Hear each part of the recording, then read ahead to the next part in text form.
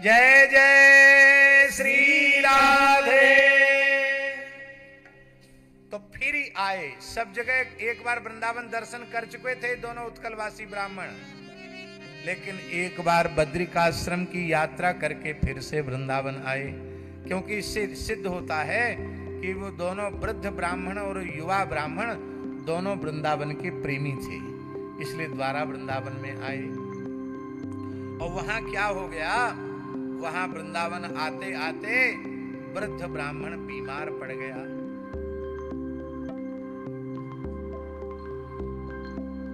हमारे महाराज जी कहते थे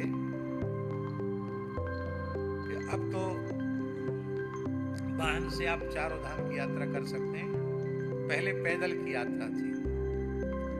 तो लोग जब बद्रिकाश्रम, गंगोत्री, यमुनोत्री, गंगोत्री, केदारनाथ, बद्रीनाथ जाते थे ना, तो उसके पहले लोग बढ़िया से खाना पीना शुरू कर देते थे, खूब दूध घी बादाम, कुछ चलना फिरना, कुछ कसरत करना, थोड़ा तगड़े हो जाएं, क्योंकि पैदल इतनी यात्रा पहाड़ के पहाड़ चढ़ना है। तो कोई पूछता कहाँ जा रहे हो, बद्रीनारायण। तो यात्रा के समय तो ऐसे होते, वहां से लौट के आते, कहां से आए, बद्रीनारायण। लागे अति पहाड़ कर पानी, विपिन विपत्ति नहीं जाए बखानी। सारी बादी छट जाती थी, मोटे तगड़े लोग भी दुबले पतले हो जाते। हमारे मन में भी कभी कभी आता है कि बिना बताए और कभी हम नर्मदा परिक्रमा या कहीं चले जाएं तो सब ठीक हो जाए, लेकिन अब ये सोशल मीडिया का जमाना ऐसा आ गया कि बिना बताए भी जाएं तो कहीं छिपना बहुत मुश्किल है। हाँ, क्या आनंद है। तो वहां से आकर के ब्राह्मण बीमार पड़ गया, और उस समय उत्कल प्रदेश के और भी तीर्थयात्री थे। बहुत ध्यान से सुने जो हम कहना चाह रहे हैं। और भी तीर्थयात्री थे, वे सबके सब उस ब्राह्मण को छोड़कर चले गए। उनके कोई नाते रिश्ते में भी लगते थे, वो लोग भी छोड़ के चले गए। यही है संसार का स्वरूप। मोह देखा प्रेम है, फिर अपने अपने। इसलिए हमारी सिख परंपरा के दसम गुरु, नवम गुरु श्री तेग बहादुर जी का शब्द है, जगत में झूठी देखी प्रीति।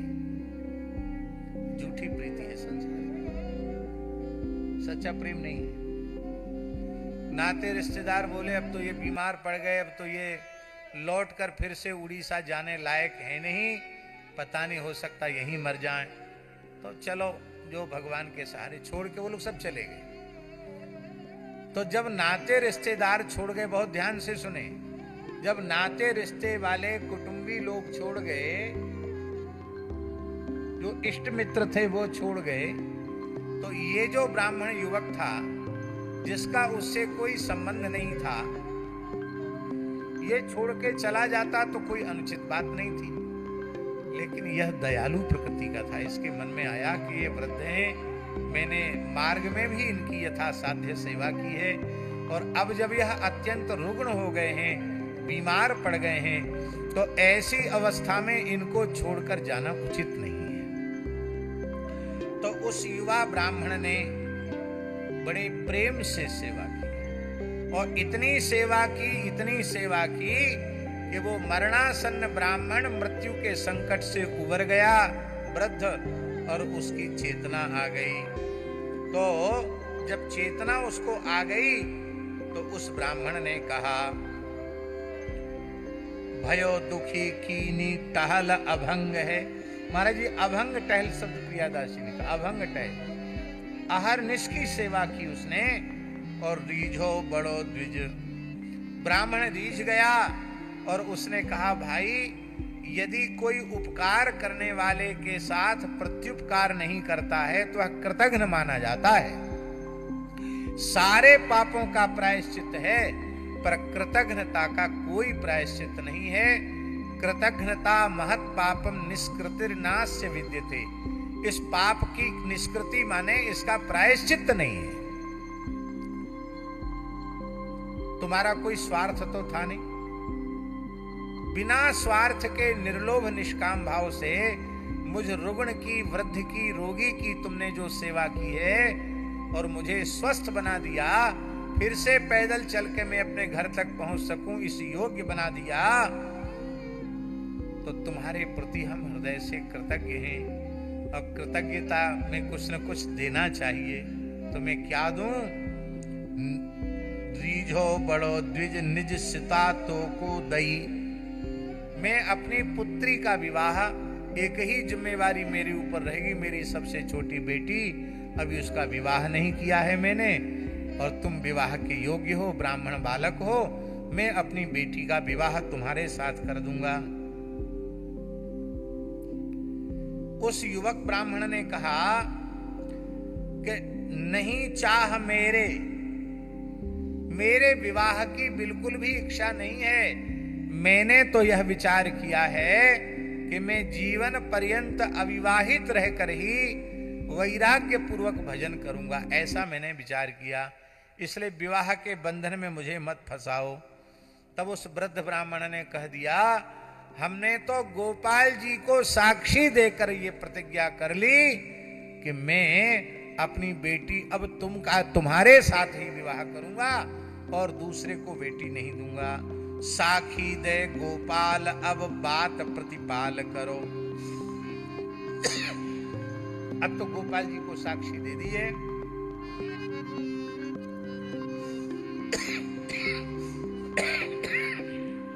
अब गोपाल जी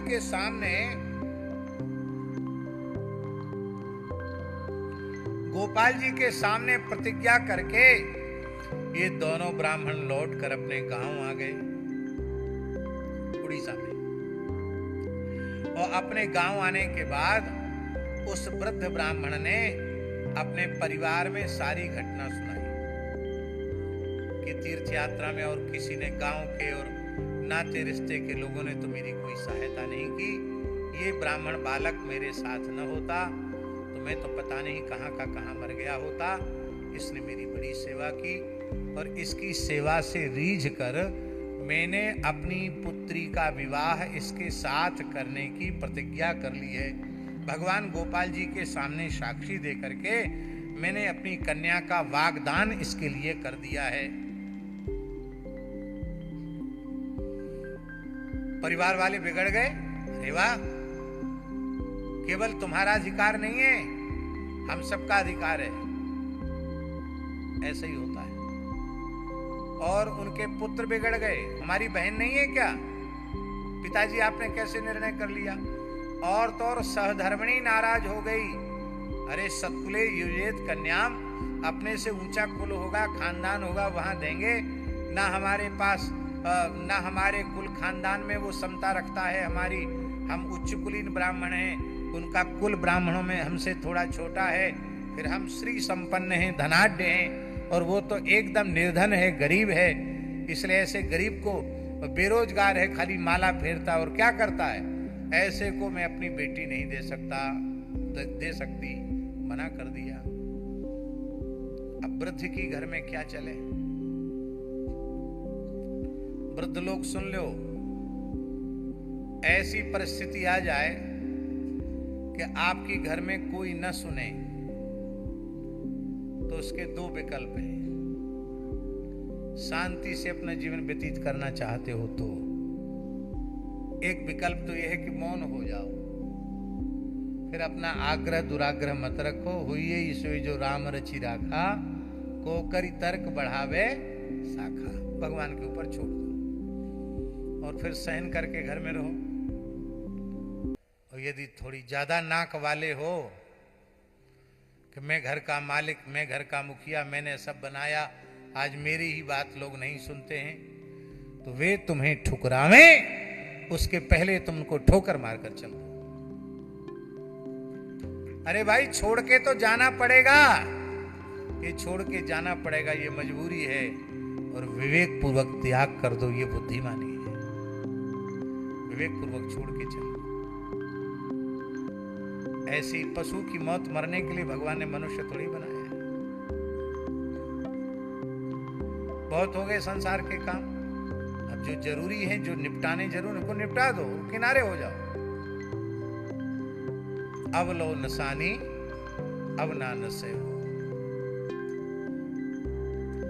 इस निश्चय के साथ भजन में लग जाओ। तो वृद्ध ब्राह्मण बेचारा विवेकी था, उसने सोचा मैं इस बुढ़ापे में घर छोड़ के जाऊं तो कहां जाऊं, अब मैं घर के सामने मजबूर हूं, ये लोग मेरी बात नहीं मानते। अब बहुत ध्यान देकर के सुने, वो जो युवा ब्राह्मण था उसके विवाह का मन बिल्कुल नहीं था, लेकिन उसने अपने मन में विचार किया कि इन्होंने, इन वृद्ध ने भगवान गोपाल जी को साक्षी देकर के प्रतिज्ञा की है कि हे प्रभु, मैं आपको गवाही के रूप में साक्षी देकर कहता हूं, मैंने अपनी बेटी का वाग्दान इस ब्राह्मण के साथ किया। तो तीर्थ में जाकर कोई प्रतिज्ञा करे, वो भी भगवान के सामने भगवान को साक्षी देकर प्रतिज्ञा करे, और उस प्रतिज्ञा का पालन न करे, उसके जीवन के संपूर्ण सुकृत नष्ट हो जाते हैं, सारे पुण्य नष्ट हो जाते हैं। और प्रतिज्ञा भंग करने वाले को यावत चंद्र दिवाकर, जब तक सूर्य चंद्र आकाश में है तब तक उसे नरकों की यातना भोगनी पड़ती है। तो इस ब्राह्मण का जीवन भर का किया कराया चौपट हो जाएगा, नष्ट हो जाएगा। कितने कष्ट से बेचारी ने तीर्थ यात्रा की, वो नष्ट हो जाएगा। इस सौहार्द के कारण उस युवा ब्राह्मण ने आकर वृद्ध से कहा कि आपने प्रतिज्ञा की थी, आप तो चुपचाप बैठ गए, बोलना ही बंद कर दिया आपने, तो क्या बात है। उस ब्राह्मण ने रोते हुए कहा, क्या करें, हम मजबूर हैं, हम तो चाहते हैं अपनी बेटी का विवाह करना, लेकिन मेरी पत्नी, मेरे पुत्र कोई राजी नहीं है, बिल्कुल भी स्वीकार नहीं कर रहे हैं। अब मैं क्या करूं, अकेला क्या करूं। बोले हमें चिंता इस बात की है कि आपने श्रीधाम वृंदावन में गोपाल जी के सामने जो प्रतिज्ञा की है, आपकी वो प्रतिज्ञा झूठी हो रही है। तो ब्राह्मण ने, वृद्ध के पास सब युक्तियां होती हैं, वृद्ध ने कहा कि एक काम करो, पंचायत जोड़ो, गांव के पंचों को बुलाओ, पंचायत जोड़ो, और पंचायत में हमको बुलाओ, हम कह देंगे हाँ हमने प्रतिज्ञा की। अब पंचायत जोड़ ली गई, पंचों को कुछ खीर मालपुआ खिला के अपने पक्ष में करने की पुरानी परंपरा है। यद्यपि पंचों को बहुत सावधान रहना चाहिए, अपने पराये का भेद करना नहीं चाहिए, पंचों को निष्पक्ष निर्णय ही सुनाना चाहिए। शास्त्रों में लिखा है महाराज जी, जो निष्पक्ष निर्णय नहीं देते हैं पंच, उन्हें नरकगामी होना पड़ता, उनके लिए एक स्वतंत्र नरक है, उस नरक का नाम है शूकर मुख, उस नरक में जाना पड़ता है। आज उच्च न्यायालय में, सर्वोच्च न्यायालय में बैठे हुए लोग ऊट पटांग निर्णय दे रहे हैं जो राष्ट्र के हित में नहीं है, सनातन के हित में नहीं है, भारतीय संस्कृति के हित में नहीं है, उन सबको घोर नरक में जाना पड़ेगा। ये बात बिल्कुल पक्की है। मरने के बाद न कोई जज है, न कोई हाई कोर्ट का जज है, न कोई सुप्रीम कोर्ट का जज है, न कोई वकील है, न कोई बैरिस्टर है, सबको नरक जाना पड़ेगा। क्या कहते हैं उसको, मिलोट कहते हैं ना, मिलोट क्या कहते हैं, माय लॉर्ड, लॉर्ड माने ईश्वर। इसका मतलब है व्यक्ति, अभ्यर्थी आपको मनुष्य नहीं, आपको ईश्वर कह रहा है, फिर आप में पक्षपात होना चाहिए कि नहीं। और आप ईश्वर में आस्था ही नहीं रखते हैं। हम तो कहेंगे ऐसे व्यक्ति को माय लॉर्ड कहना भी पाप है। जो सनातन धर्म में ईश्वर में विश्वास नहीं रखता, ऐसे व्यक्ति को माय लॉर्ड कहना पाप है। अभी खजुराहो के एक मंदिर का प्रकरण आया था, आप सबको मालूम होगा। सुप्रीम कोर्ट के जज ने क्या उटपटांग टिप्पणी की थी, वो व्यासपीठ से कहने के योग्य नहीं। दूसरे किसी धर्म की खिल्ली उड़ा करके देखो, हिम्मत हो तो कह के देखो। आज जम्मू कश्मीर की जो हालत हो रही है, इस महापाप का दोषी सर्वोच्च न्यायालय है। वस्तुतः जम्मू कश्मीर में स्थिति चुनाव के योग्य नहीं थी, लेकिन आप लोगों को ध्यान होगा कि सर्वोच्च न्यायालय ने केंद्र सरकार को निर्देशित किया कि इतनी समय के भीतर इस अवधि में जम्मू कश्मीर के चुनाव कराओ। तो जो उग्रवाद आतंकवाद के दमन का कार्य शुरू हुआ था, वहां के शुद्धिकरण का कार्य शुरू हुआ था, वो तत्काल रुक गया। और अब कैसी कैसी घटनाएं घट रही हैं। दिल्ली में जो बम कांड हुआ उसके तार कश्मीर तक जुड़े हुए हैं। सारी सुविधाएं यहां की ले रहे हैं और जय जयकार कर रहे हैं पाकिस्तान की। निर्णय किसका था? सर्वोच्च न्यायालय का। ये राष्ट्र का दुर्भाग्य है, देश का दुर्भाग्य है। इसकी न्यायिक व्यवस्था को भी ठीक करना पड़ेगा, दुरुस्त करना पड़ेगा।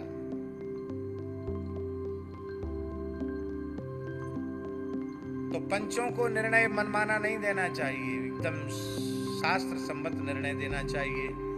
लेकिन इस वृद्ध के घर वालों ने पंचों को खीर मालपुआ खिला के अपने अधीन कर लिया था। पंचों ने कहा कोई बात नहीं, पंचायत जो हम तुम्हारे पक्ष में ही देंगे निर्णय। पंचों ने पूछा भाई बताओ क्या बात है। वृद्ध ने सारी बात बताई कि हम तीर्थ यात्रा गए, बद्रिकाश्रम की यात्रा करके आए, बहुत बीमार पड़ गए। हमारे जो संगी साथी थे वो तो हमको छोड़ के चले गए। इस युवक ने जिससे मेरी कोई जान पहचान भी नहीं थी, इसने बड़े निर्लोभ भाव से मेरी सेवा की और मैं मरणासन्न था, मुझे एकदम स्वस्थ बनाया। तो मैंने प्रतिज्ञा कर ली कि मैं अपनी बेटी का ब्याह इसके साथ करूँ। पंच लोग को लगे देखो भाई, लिखा जाता है कि मैं होश हवास में, दुरुस्त हालत में, ठीक होश हवास में, बिना किसी के दबाव के मैंने ये पत्रक लिखा है, सनद रहे ताकि समय पर काम आवे। ऐसी न्यायालय की भाषा में लिखा जाता है। तो बीमार आदमी कोई बयान देता है तो उसका बयान माना नहीं जाता है। तो वृद्ध ने, युवा ने कहा कि बीमार तो ये थे, पर जिस समय इन्होंने प्रतिज्ञा की थी उस समय ये पूर्ण स्वस्थ हो चुके थे। तो किसके सामने प्रतिज्ञा की? पंचों ने पूछा किसके सामने प्रतिज्ञा की? तो युवा ब्राह्मण ने कहा गोपाल जी के सामने प्रतिज्ञा की। बोले छोटो विप्र छिप्र दीजिए, कही जो बात दिया सुत कहें, अहो सुताया के जोगे। द्विज कहे नाही कैसे करो, मैं तो देन कही, कही कहो भूल गयो बिथा को प्रयोग है। भई सभा भारी पूछो साखी नर नारी, श्री गोपाल बनवारी और कौन तुच्छ लोग हैं। भरी पंचायत में उस ब्राह्मण ने कहा, वो पंचों ने कहा इस बात का कोई गवाही है? बोले हाँ गवाही है। सामान्य मनुष्य गवाही नहीं, वृंदावन के ठाकुर श्री गोपाल जी गवाही हैं। बोलो श्री गोपाल जी महाराज की जय। ये गोपाल जी का मंदिर कहाँ था जानते हैं आप? वृंदावन में। कि सिंहपुर हनुमान जी के सामने वाला जो खंडर था, पुराना मंदिर का भग्नावशेष हमने देखा। अब तो सब जमीन बिक गई, वहां मकान बन गए। पहले वहीं गोपाल जी का मंदिर वहीं विराजमान था। हमने पहले दर्शन किया महाराज जी उस भूमिका के जहां साक्षी गोपाल पहले विराजते थे, वहीं ये दर्शन करने आए थे। और उस समय वृंदावन के प्रधान ठाकुर यही थे। समय समय से किसी ठाकुर की महिमा बढ़ती है, कभी किसी ठाकुर के यहाँ ज्यादा भीड़ होती, कभी किसी ठाकुर, ऐसा होता नहीं। कभी गोविंद देव जी में बड़ी भीड़ होती थी, कभी राधा वल्लभ जी में बड़ी। इस समय बांके बिहारी जी एक नंबर पे चल रहे हैं, बड़ी भीड़ हो रही है। ऐसी ठाकुर जी भी अपना नंबर बदलते रहते हैं। अब तुम एक नंबर पर चलो, तुम एक नंबर पर चलो, ऐसे ही है। तो उस समय गोपाल जी एक नंबर पे थे। गोपाल जी के यहाँ भीड़ होती थी। कहा गोपाल जी गवाही हैं, श्री गोपाल बनवारी और कौन तुच्छ लोग हैं। पंचों ने कहा तब तो बहुत अच्छी बात है, 1 साल का मौका तुमको दे रहे हैं। 1 साल तक ये ब्राह्मण अपनी बेटी का विवाह किसी के साथ नहीं करेगा। 1 साल के भीतर गोपाल जी को लिवा के लाओ। यदि पंचायत में गोपाल जी स्पष्ट वाणी में कह दें कि हाँ, मेरे सामने इस वृद्ध ब्राह्मण ने अपनी बेटी के विवाह की प्रतिज्ञा की, तो जाएगा। उन पंचों को तो तनिक भी विश्वास नहीं था कि भला कोई प्रतिमा वृंदावन से चलकर यहां क्यों आने वाली है। वो आए भी जाए कथनचित तो पंचों के बीच में बोलकर उत्तर देने वाली क्या है।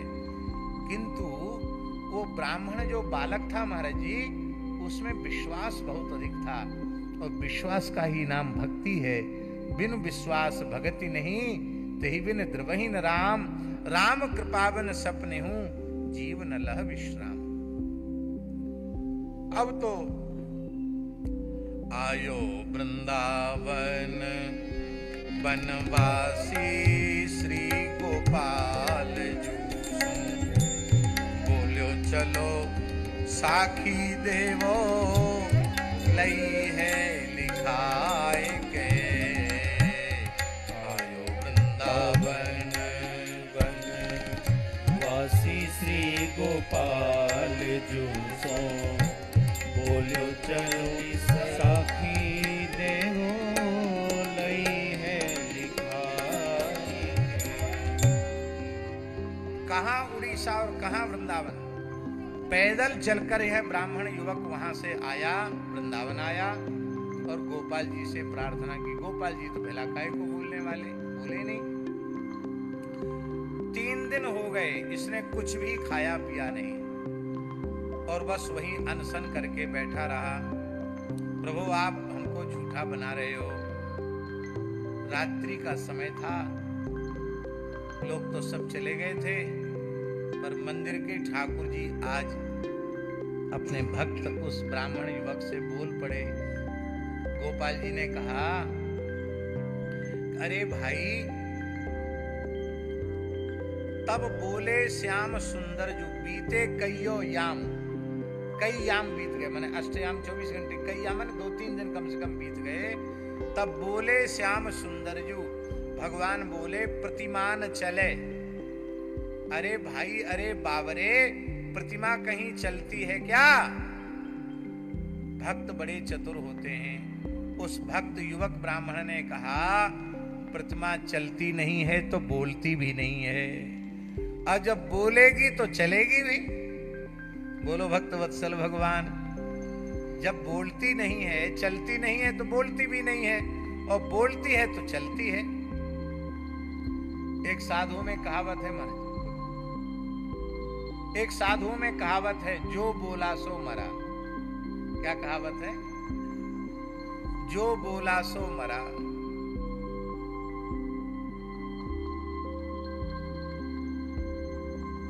इसके ऊपर बड़ी विचित्र कथा है, इसमें हमें थोड़ी विस्मृत हो रही है, हम सुनाएंगे। एक महाराज जी, एक राजा संतानहीन था। उसके संतान का कोई योग ही नहीं था। एक जंगल में सिद्ध महापुरुष, वो उसी शरीर से भगवान के नित्य धाम जाने वाले थे, मुक्त होने वाले थे। लेकिन इस व्यक्ति ने, राजा ने सेवा करके उनको इतना प्रसन्न कर लिया, इतना प्रसन्न कर लिया, इतना प्रसन्न कर लिया कि मरने की, मृत्यु का समय निकट था। और उसी समय उन संत ने मन में सोचा कि ये बहुत श्रद्धा रखता है, बड़ी सेवा करता है, जरूर कुछ न कुछ चाहता होगा, इससे पूछ लें।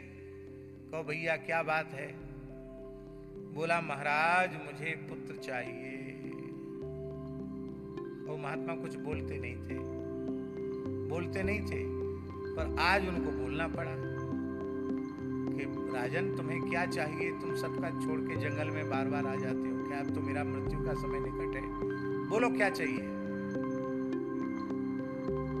उसने कहा, महाराज हमको पुत्र चाहिए। क्या चाहिए? पुत्र चाहिए।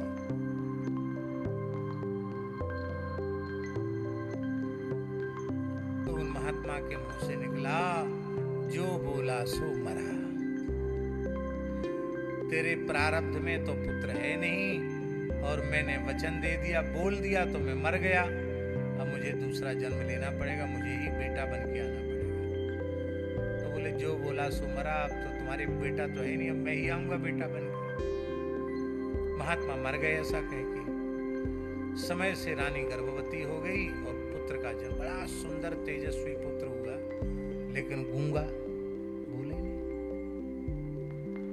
बड़ा हो गया, 5-7 साल का हो गया, बोले नहीं। बहुत इलाज हुआ, बोले नहीं। अब वो बोलना ऐसा नहीं था कि वो बोलना उसको ना आता हो, लेकिन उसको पूर्व जन्म की स्मृति थी, इसलिए वो बोलता ही नहीं था, जानबूझ के नहीं बोलता था।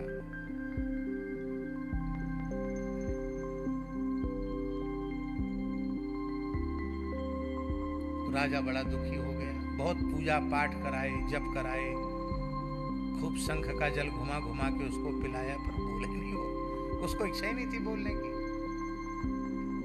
अंत में राजा ने कहा कि जो मेरे पुत्र को वाणी स्फुरित करा देगा, बुलवा देगा, उसको मैं प्रसन्न होकर मोह मांगी वस्तु जो चाहेगा, आधा राज्य मांगेगा तो आधा राज्य तक दे डालूंगा, मेरे पुत्र को बुलाओ, बोलना सिखा। अब लोग चतुर लोग लग गए कि इसको बुलवावें किसी तरह से। एक बार उस राजकुमार को लेकर जंगल में गए कुछ लोग, 2-4 लोग थे, और वहीं जंगल में थोड़ी देर विश्राम करने लगे। वहीं एक कौआ ने तो कर दिया बीट। कौआ तो बीट करके उड़ गया,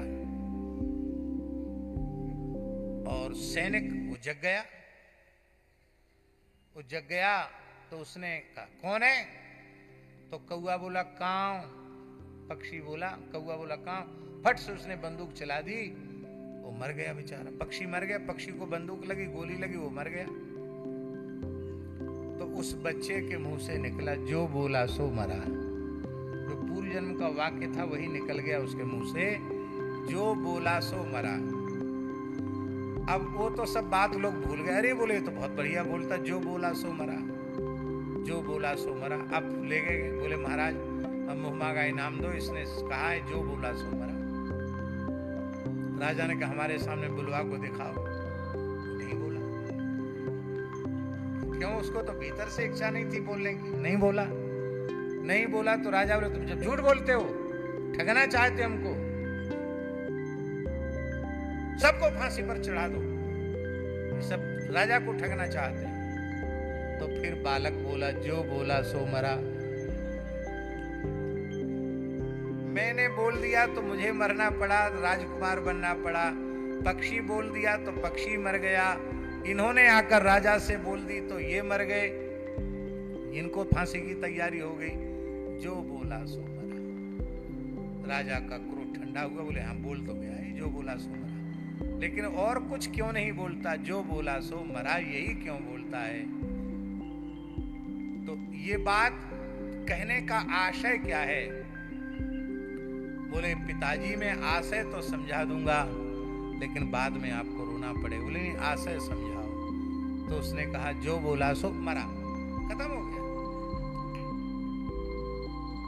मैं वही महात्मा हूं जो जीवन भर मौन रहा और तुम्हारी सेवा से रीझ कर कुछ बोलना पड़ा, और बोलने से मरना पड़ा, मर के फिर पैदा होना पड़ा। अब तुम पूछ रहे हो कि क्यों बोले, तो जो बोला सो मरा। बोलो भक्तवत्सल भगवान की जय। भगवान बोले साधुओं की कहावत पक्की हो गई, जो बोला सो मरा। न मैं बोलता न चलने का प्रसंग आता, अब बोला तो चलना पड़ेगा।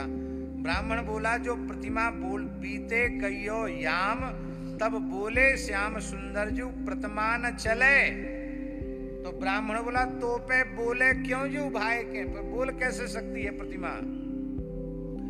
अब भगवान बोले तब तो चलना पड़ेगा, चलेंगे हम। तो देखो गवाही को लोग खीर मालपुआ खिला के ले जाते हैं, हम गवाही देने जाएंगे तुम्हारे विवाह के लिए, तो हमको भूखा रखोगे क्या? पहले ही पक्का कर लो, बाद में तुम अपने वचन से पीछे हट जाओ, ठीक नहीं है। तो क्या बोले लागे जब संग युग शेर भोग धरो। 2 शेर दूध घर की सामग्री भोग लगाओ। आधे आध पावों, उसमें 1 शेर तो तुम खा लेना, 1 शेर हम खा लेंगे, आधा आधा पालेंगे। और दूसरी शर्त यह है कि तुमको आगे आगे चलना पड़ेगा, हम पीछे पीछे चलेंगे। आगे आगे क्यों? बोले आगे आगे इसलिए चलना कि हमने कोई रास्ता थोड़ी देखा है, तुमने रास्ता देखा है। फिर सामने से कोई संकट आ गया तो कौन उसका निवारण करेगा? आप ही करोगे, मैं तो बालक हूं, गोपाल हूं। बोले बात ठीक है, पर तुम बड़े चंचल हो, कहीं हमसे तो कहा आगे चलो, खुद पीछे भाग गए तो वृंदावन में तो क्या होगा? तो भगवान बोले चलो नूपुर बजाए के, मैं नूपुर बजा के चलूंगा। क्या चाल ढाल अलवेली है, गजराज लजे मस्ते मस्ते। हमारे वृंदावन के ठाकुर जी को कोई कहे सीधे खड़े हो तो सीधा खड़ा होना नहीं है, जब देखो तो ऐसे खड़े होते। देख लो गोविंद देव जी को, दे लो गोपीनाथ जी को, मदन मोहन जी को, सब टेढ़े खड़े हैं, सीधा खड़ा होना नहीं आता इनको।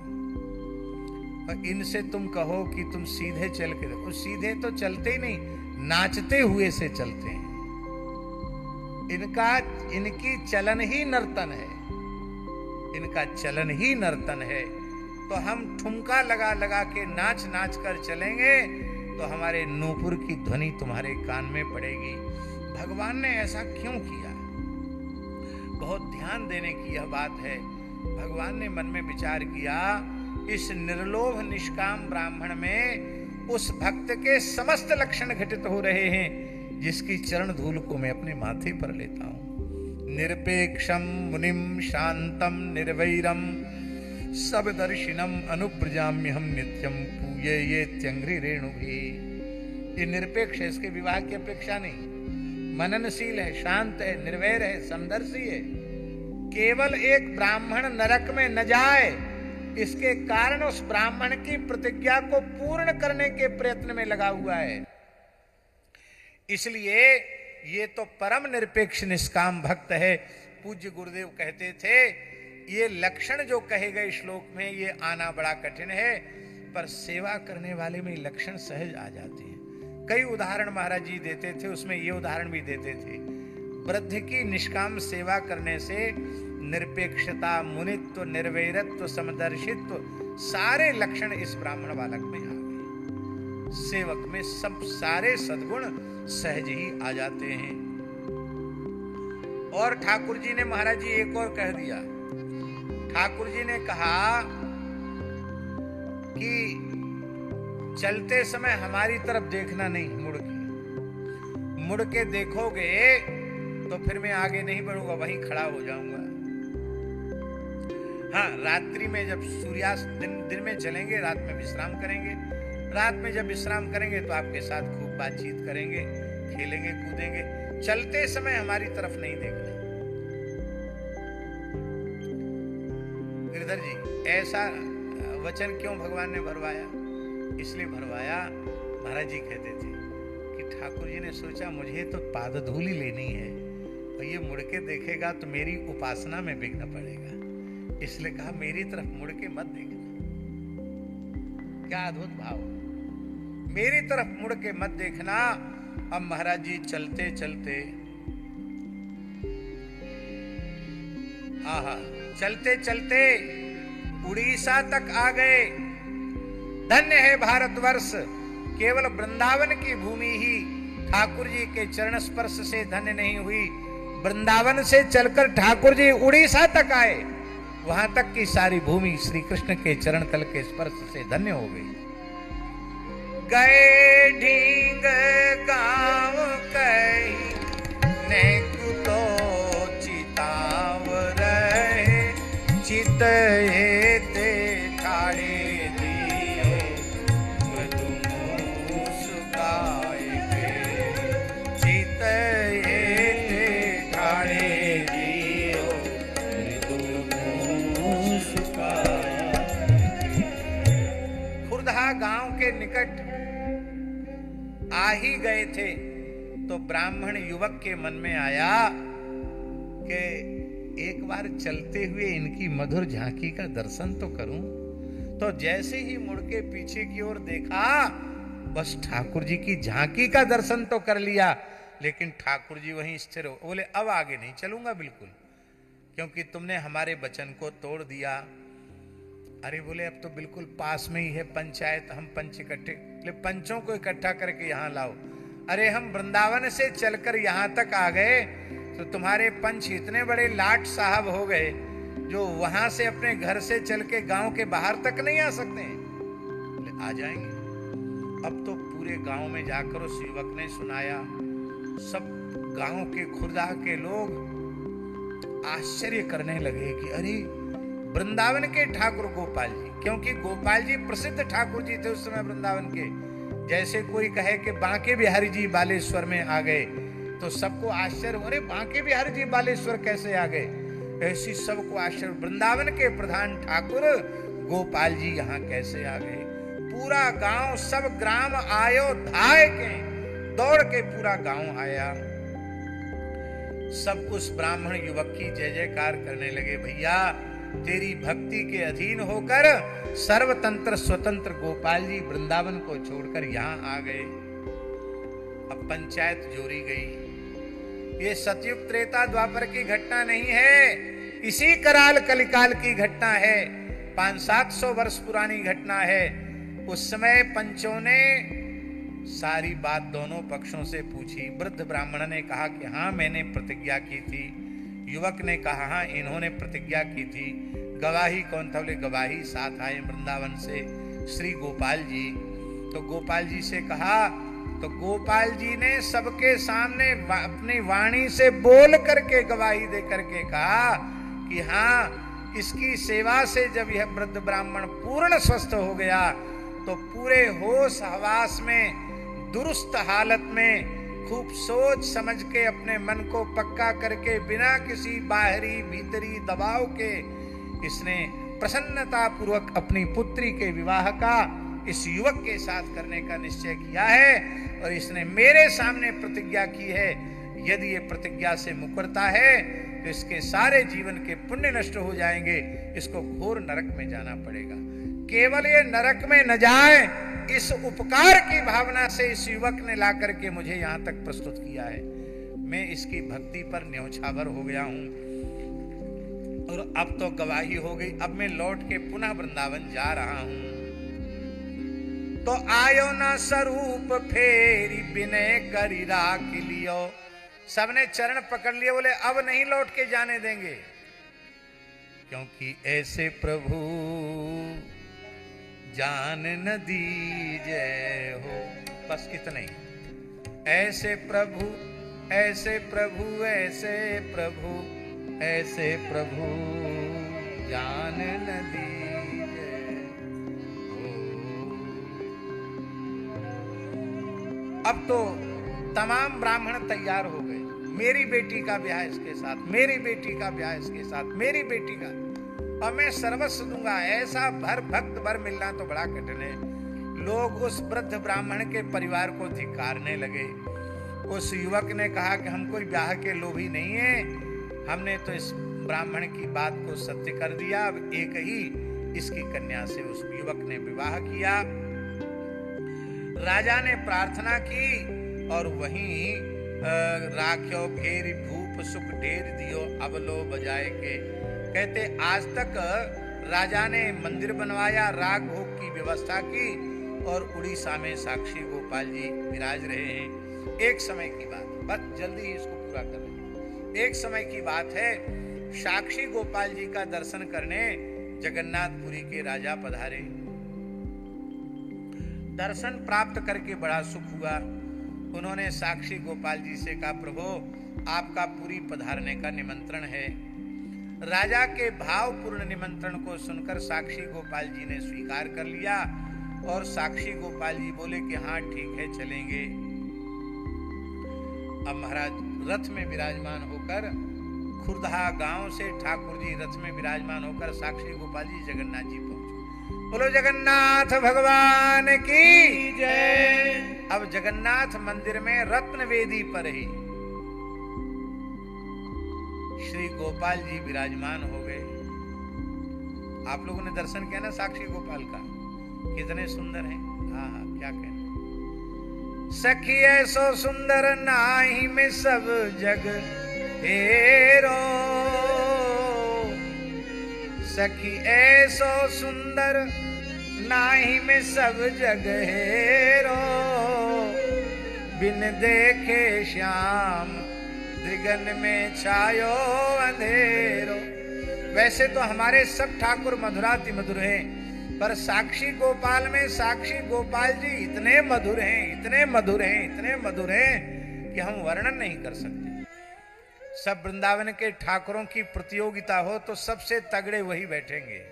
ऊंचे लंबे तगड़े किशोर अवस्था है उनकी, बड़ा दिव्य स्वरूप है साक्षी गोपाल जी का। अब जब साक्षी गोपाल जी वहां विराजमान हो गए तो जगन्नाथ जी का आकर्षण कम हो गया। जगन्नाथ जी को तो लोग एक बार हाथ जोड़ के कहते जय जगन्नाथ जय जगन्नाथ जय जगन्नाथ, और गोपाल जी को टकटकी लगा के देखते। अब देखो यहाँ ठाकुर ठाकुर में भेद नहीं है, पर जैसे भगवान रसमयी लीलाएं करते हैं भक्तों को सुख देने के लिए, यहाँ जगन्नाथ जी और गोपाल जी भक्तों को सुख देने के लिए रसमयी लीला कर रहे हैं। और दूसरी बात यह है कि जब भोग धराया जाता तो जगन्नाथ जी तो गंभीर और गोपाल जी थोड़े चंचल। तो गोपाल जी क्या करते कि बढ़िया बढ़िया मालपुआ और जो मिठाई पकवान है ना, खाजा खुरमा मालपुआ, वो सब बढ़िया बढ़िया माल गोपाल जी जल्दी पा जाते। और जगन्नाथ जी के लिए केवल दालमा महाप्रसाद भात छोड़ देते, बस यही खाओ। हम वृंदावन के ठाकुर ये दाल भात खाने वाले नहीं है।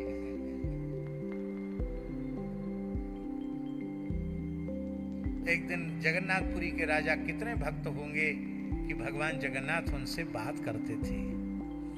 तो जगन्नाथ जी के तत्कालीन जो राजा थे भगवान के बड़े भक्त थे, नित्य दर्शन करने आते थे। आज दर्शन करने आए तो भगवान जगन्नाथ उदास थे। कहा जय जय आप उदास कैसे हो? अरे बोले ठीक है, अब ज्यादा पूछो मत।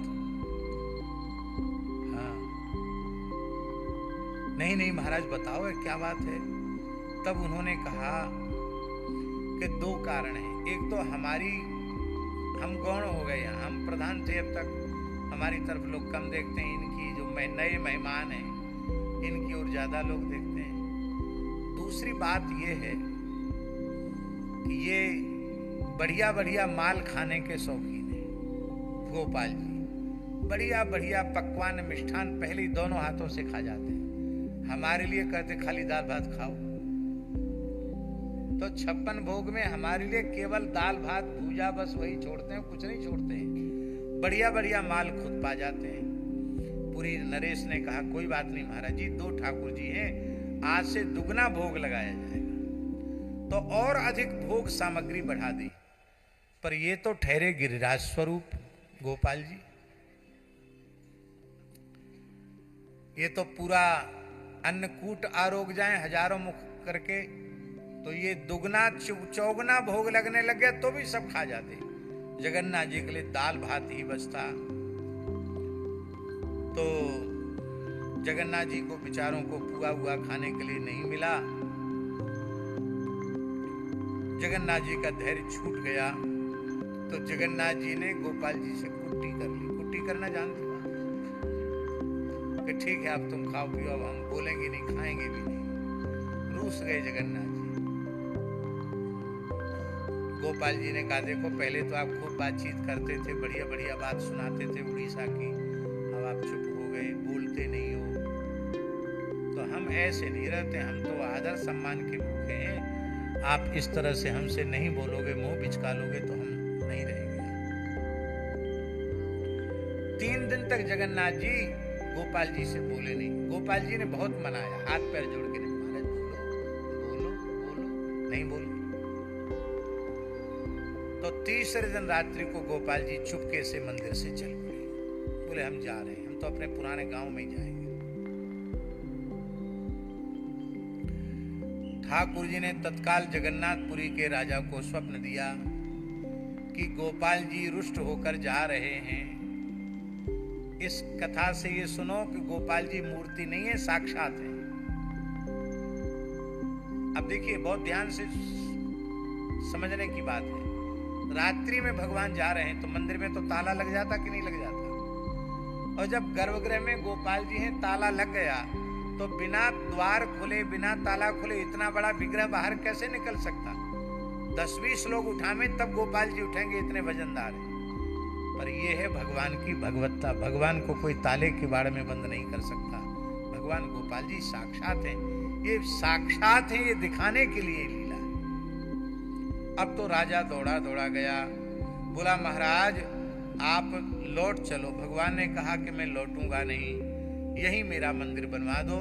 तो जहां राजा ने उनको मनाया वहीं आजकल ठाकुर जी विराजमान है। बोलो साक्षी गोपाल जी महाराज की जय। दूसरी बात यह है कि आप पूरी नरेश जरूर हो, पर जगन्नाथ जी वाली दाल भात की व्यवस्था करोगे तो मैं भाग जाऊंगा। मैं वृंदावन का ठाकुर हूँ, बढ़िया बढ़िया माल खाता हूँ। यहाँ भी गोपीनाथ जी बढ़िया क्षीर प्रसाद लेते हैं, बढ़िया बढ़िया माल खाते हैं गोपीनाथ जी।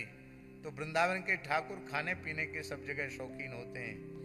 तो ठाकुर जी बोले हम, तब बोले आपकी कड़ाही चढ़े ही रहेगी, आपको नित्य पकवान का भोग लगेगा, और आप जब चाहेंगे दाल भात खाना तो आपकी रुचि की बात है, आप रोज खाओ। दाल भात तो सब जगह भोग लगता ही है, उड़ीसा का प्रधान है, पर पकवान अवश्य लगता है। बोलो श्री साक्षी गोपाल जी महाराज की। एक बार साक्षी गोपाल दर्शन करने पूरी नरेश की महारानी आई। उनको इच्छा हो गई कि गोपाल जी की नाक छिदी होती तो उनके नाक में सुंदर बुलाक धारण कराते।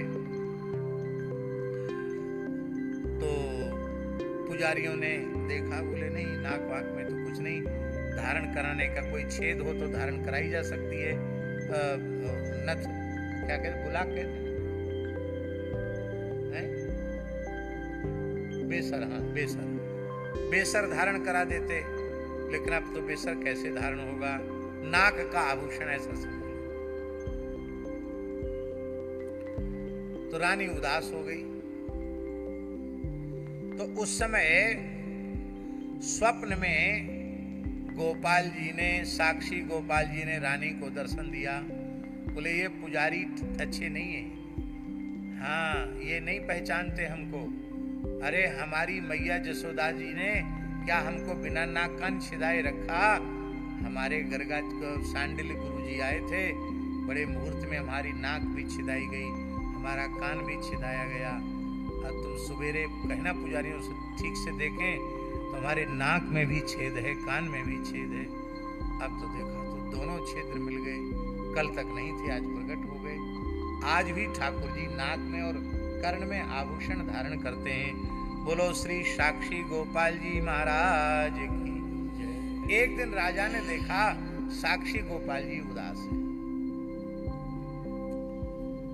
तो कहा आप उदास क्यों हैं? तो गोपाल जी ने कहा बिना राधा रानी के मेरा मन नहीं लगता। वृंदावन में राधा रानी रह गई, गवाही देने हम यहाँ चले आए, अब तो राधा रानी की याद आ रही है, श्री जी की याद आ रही है। तब कहा प्रभु फिर इसका प्रबंध तो आप ही करेंगे, लेकिन हम लोग यहाँ से आपको जाने नहीं देंगे। तब साक्षी गोपाल के बिल्वेश्वर नाम के पुजारी के घर में श्री राधा रानी एक अंश से उनकी पुत्री के रूप में प्रकट हुई, और जब पुत्री के रूप में प्रकट हुई, उस पुत्री का बिल्वेश्वर पुजारी ने पुत्री का नाम लक्ष्मी रखा, और वो बड़ी हो गई तो श्री गोपाल जी के साथ उनका हास परिहास विनोद होने लग गया। और महाराज जी मधुर रस का विलास इतना बढ़ गया कि उस कन्या के सेज पर लाल जी के आभूषण और लाल जी की सेज पर कन्या के आभूषण। अब तो खोजबीन हुई, तब फिर यह बात सर्वविदित हो गई। तब सबने समझा, पहले तो मना किया कि ऐसा कैसे, तब कहा कि तो ठाकुर जी ने इसको अंगीकार कर लिया है।